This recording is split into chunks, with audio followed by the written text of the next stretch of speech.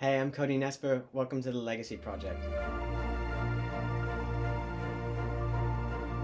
Today we're going to be talking about why investing sucks. Now, that's the most misleading thing. Clickbait. You're welcome. I'm sorry. Hope you got snatched in. I really appreciate that. So, I want to talk about why investing sucks because investing sets us up for a completely misunderstood reality. Investing tells us that, hey, the modern perspective on investing is invest so that you can have a passive lifestyle. I gotta tell you the truth, I don't think a passive lifestyle is the goal.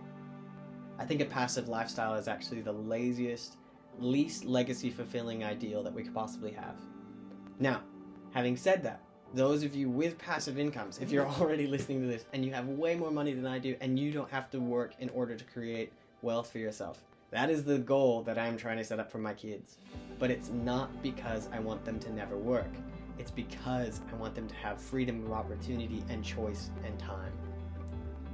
I'd love it if my girls decided that they wanted to be creative people, to start bakeries, to start Brazilian Jiu-Jitsu gyms, to start artist galleries, to start libraries, to start whatever it is that they have in their hearts.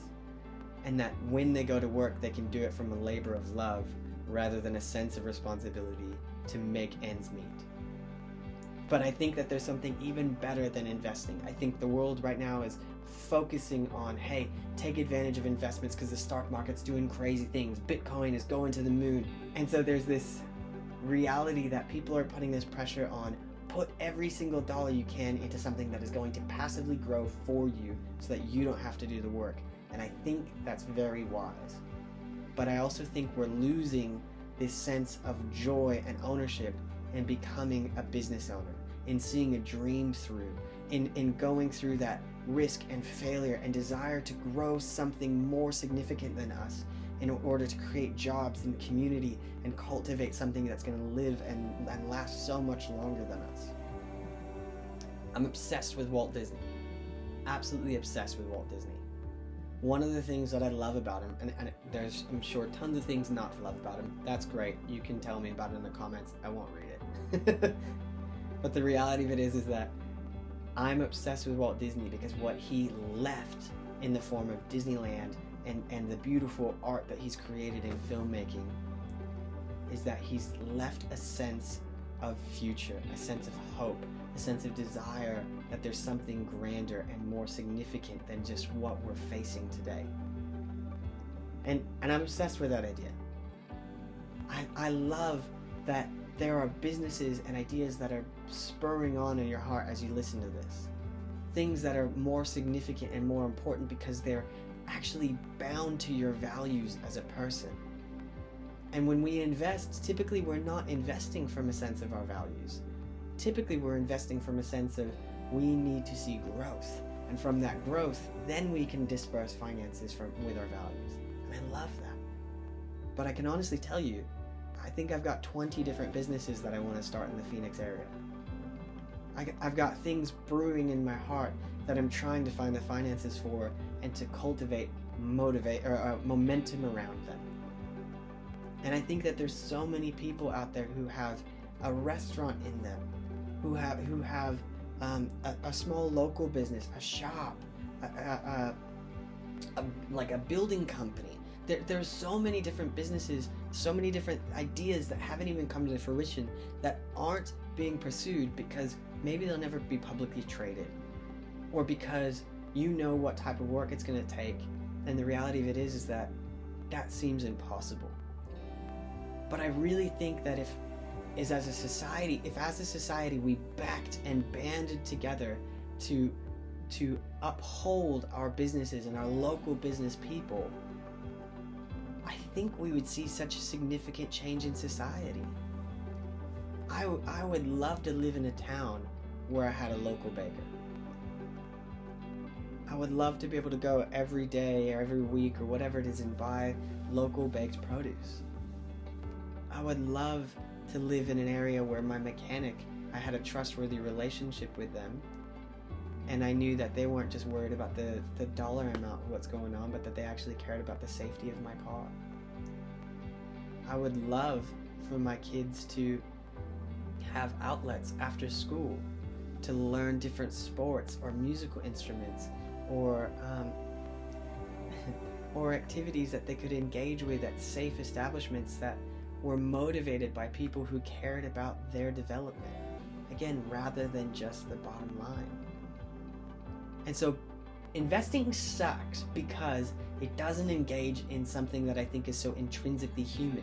Whereas I think starting businesses does something different because it's that element of hope and risk and reward. And so it's somehow connected into something that is so much more human and so much more beautiful. And it's an expression of our understanding of ourselves and the society around us. And that's risky because we have to put ourselves up for other people's evaluation. And you know what? I think a lot of people get it wrong a lot of times. They either express themselves wrong or they interpret people wrong. I know I'm guilty of that. But I believe that there's something dying in the souls of so many. In exchange for financial independence, they are leaving dreams behind closed doors. They're bottling it up inside themselves rather than risking it and opening it up for people to see. I find that the bravest people in our society right now are the ones that are taking that risk to share something meaningful and vulnerable. I think that's why podcasts and YouTube channels and content creators are on the rise, because they're not just speaking from a script, but they're speaking from the heart. They're speaking from their experience. I think that's why people like Dax Shepard and Steve-O and I don't know, those are two of my favorite podcasts. But Brené Brown is the same. Her podcast is extremely vulnerable and connects from the heart. And I think there's something so significant about sharing it from a place of overcoming and overwhelming, but there's also something so significant about sharing from being in the thick of it. And I think we need some people who are more in the thick of it. I think we need people who are committed to that process for themselves of seeing, hey, this sucks, but I've got a dream of something more important, bigger than myself, something that could change lives for other people, where they could find a safe and secure and stable, meaningful job, where they're not just going to be micromanaged through every single step of the way, but that there can be mutual trust and they can care about my company as much as I care about them. And to be honest, that's what I want to do. I want to figure out a way to fund all of these businesses so that I can create safe, secure, stable places for people to be employed. And I think there's so many people in our society who are those safe, stable, secure leaders who we need to rise up, and we need to take a chance on ourselves and on the people around us to try. And maybe try again. And maybe try again. And maybe even try again. But I believe that businesses, that starting ventures and dreams and ideas is way more significant than just investing. Now, I don't want to belittle investing. If you're not a business owner or have something like that in your heart or your spirit or your soul, invest. But I also hope you see investment as something that is sown from a sense of responsibility and hope for the future. The stock market is a place where we can leverage growth in order to grow our own finances. But how many small businesses are around you that you can support?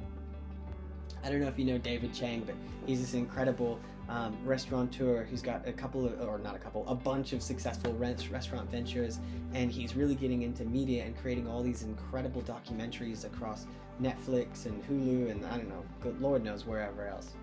But I remember in one of his most recent ventures, he actually says, if you really care about your local restaurants, you'll only go to about 6 of them. And he explains that the reason for that is you really need to have that loyal presence for a local restaurant to be able to make ends meet, to be able to become profitable and to have that growth for themselves.